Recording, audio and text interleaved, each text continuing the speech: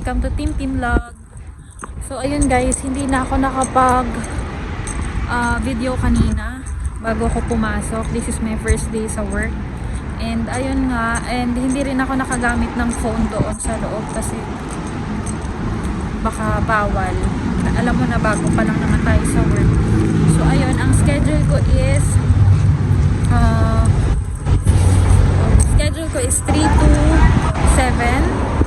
Pero kasi kanina is nagmamadali na ako kaya hindi ako nakapag-video or nakapag-update sa inyo.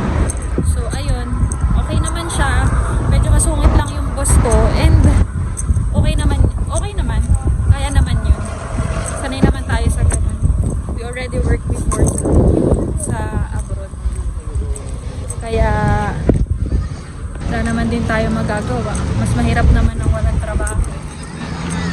So ayun, pauwi na ako ngayon. It's already 7:30 ng gabi, pero as you can see, maliwanag pa. And lalakad ako na papunta sa Dufferin Station. So ayun nga.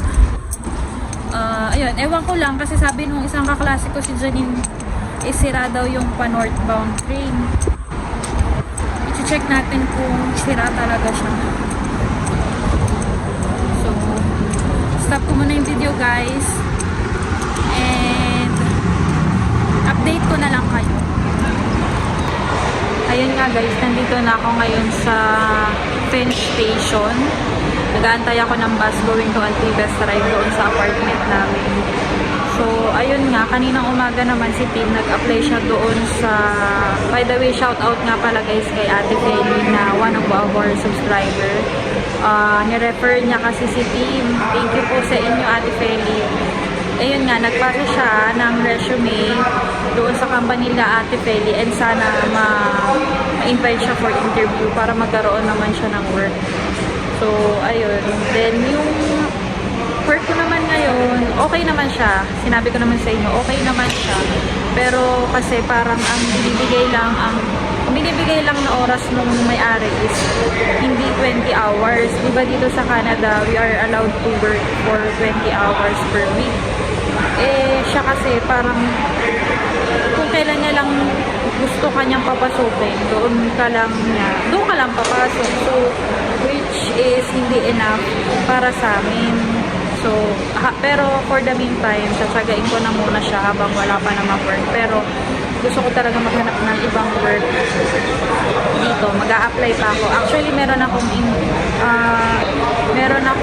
nag-send sa akin si Indeed for interview ako.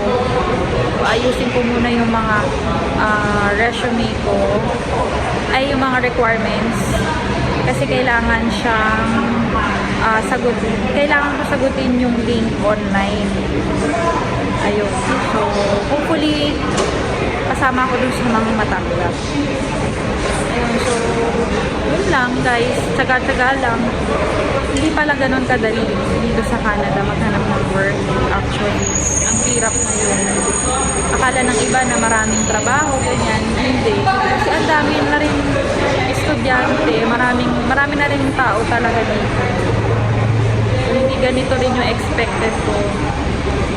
Pero, nandito na tayo guys. Laban lang.